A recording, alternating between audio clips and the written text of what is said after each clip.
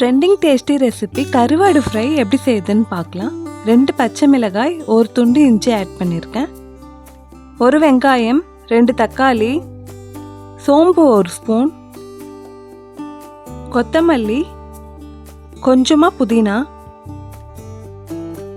விழுதாக அரைச்சி எடுத்துக்கிறேன். இப்போ அரைச்ச விழுதில் 15 பல் பூண்டு, கொஞ்சமாக கருவேப்பிலை சேர்த்து கிரைண்ட் பண்ணி எடுத்துக்கலாம். கருவாடுக்கு சூப்பராக ஒரு மசாலா பேஸ்ட் ரெடி ஆயிடுச்சு. வாழை கருவாடு நல்லா க்ளீன் பண்ணி எடுத்திருக்கேன். அரைச்ச விழுது எல்லாத்தையும் ஆட் பண்ணிடலாம்.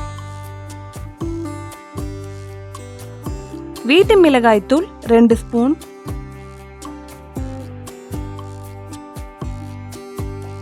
லெமன் கொஞ்சமாக ஆட் பண்ணிக்கிறேன்.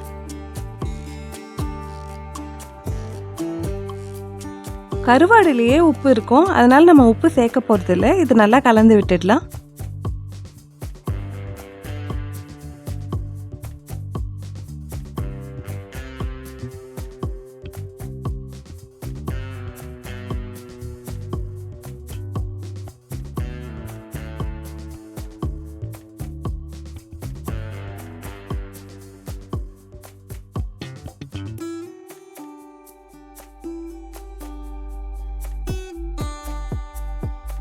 மசாலாவோட கருவாடு நல்லா மிக்ஸ் ஆயிடுச்சு.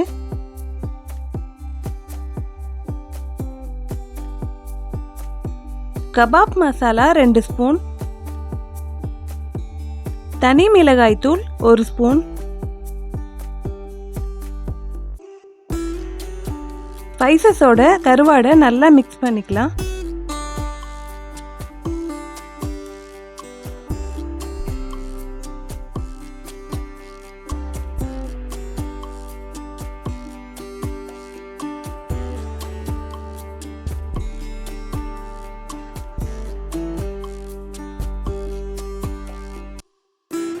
பத்து நிமிஷம் கருவாடு நல்லா ஊறட்டும்.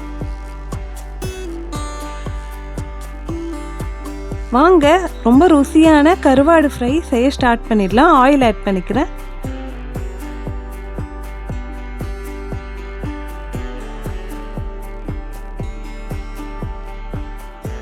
கருவாடு எல்லாத்தையும் ஆயிலில் ஃப்ரை பண்ணிக்கலாம்.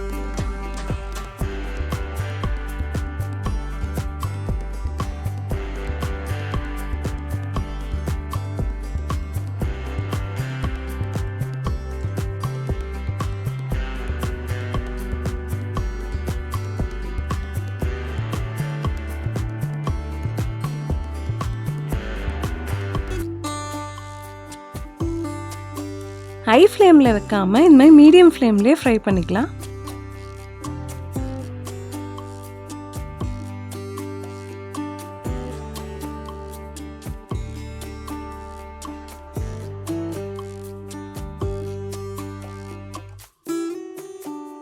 ஒரு சைடு ஃப்ரை ஆகி வந்திருக்கு, திருப்பி விட்டுடுறேன்.